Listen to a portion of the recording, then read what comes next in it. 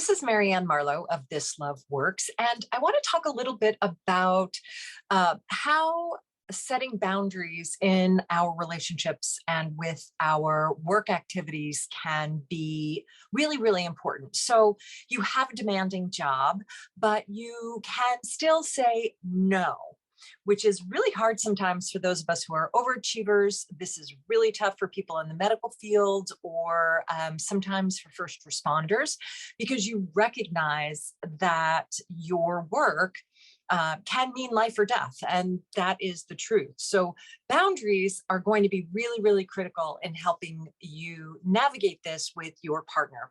So let's talk a little bit about the three kinds of boundaries that we want to employ when we say no.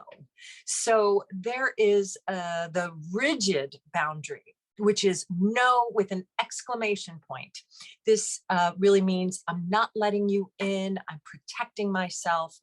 And it might sound something like, say, your partner comes to you and says, "Hi, honey, want to get a cup of coffee?" And you say, "No, I am going to enjoy time by myself." No, that's a rigid boundary. Then we have no boundaries. So no boundaries is exactly what it says. And this is, I'm going to let everything in indiscriminately. So this might sound like your partner saying, "Hey, honey, want to have a cup of coffee with me?" And you say, "Sure."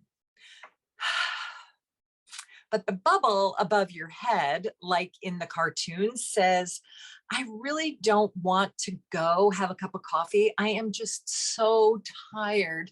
Can't she see that I'm exhausted? Doesn't she get that? I just don't want her to feel bad. I'll just go."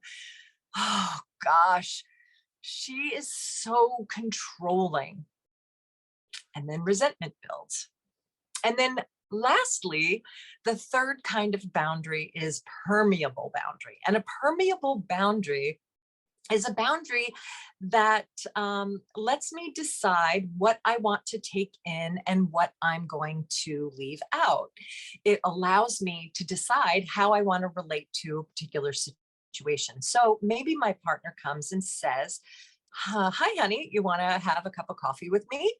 And I say, "No, not right now. I'm really enjoying my morning by myself, but I would love to spend some time with you. Could we maybe play Scrabble later? Would you be open to that?" So when we say no in our jobs, we have to remember that this is especially difficult for high performers. But when we do say no, it really allows us to figure out how we want to create more time for the things that are important to us and the people that are important to us. Because every no allows us to figure out how to be respectful of our time and to create opportunities for ourselves and our partners. So it allows us to figure out how we want to say yes, please. It also gives us an opportunity to be more well attuned to our partners. So when we want to recognize that there are things that are important to them, we have to give ourselves a little bit of space to do so. It's kind of like giving them an opportunity to tell us that having a cup of coffee with them is important, or playing a game of Scrabble.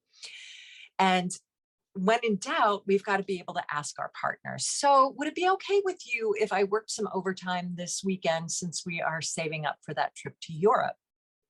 When in doubt, be curious. Because when we're curious, it allows us to be open with our partner. It's a huge tool for couples.